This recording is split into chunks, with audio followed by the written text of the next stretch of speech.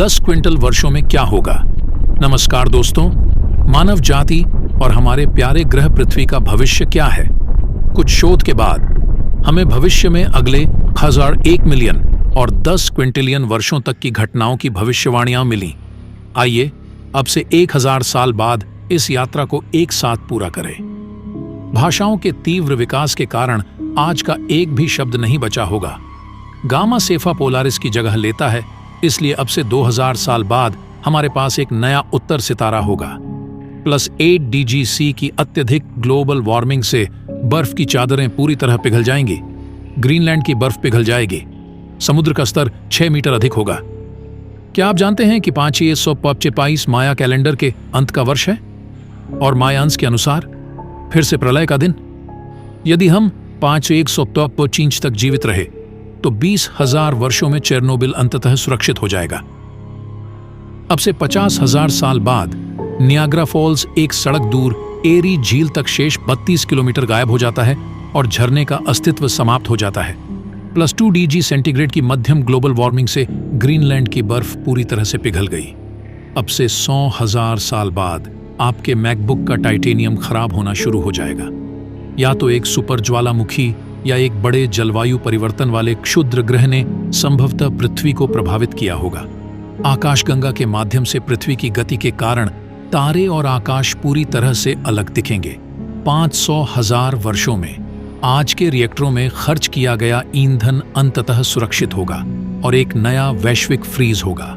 अब से 1000 वर्षों में आज तक निर्मित सभी ग्लास अंततः नष्ट हो जाएंगे।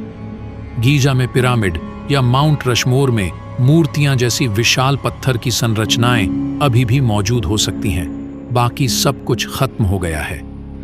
कुछ लोगों ने प्रस्तावित किया है कि 5 मिलियन वर्षों में वायु गुणसूत्र खत्म हो सकता है, जिससे मनुष्य का अस्तित्व असंभव हो जाएगा।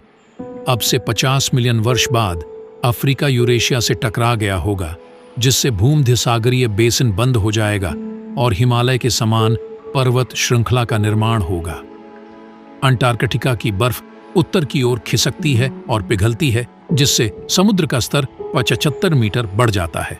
चिंता न करें, संपूर्ण आकाश गंगा हो सकती है उस समय तक उपनिवेशित। 60 मिलियन वर्षों में पृथ्वी की कक्षा अप्रत्याशित हो जाएगी।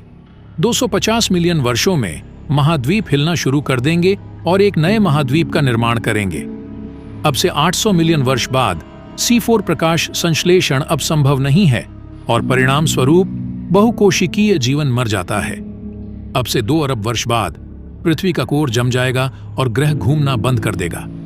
कोई घूर्णन नहीं, कोई चुंबकीय क्षेत्र नहीं, सूर्य से कोई सुरक्षा नहीं। सतह का तापमान 147 डिग्री सेल्सियस तक पहुंच जाता है। सारा जीवन मर जाता है। 7 अरब वर्षों में सूर्य अपने वर्तमान आकार से 256 गुना अधिक अपनी अधिकतम त्रिज्या तक पहुंच जाएगा।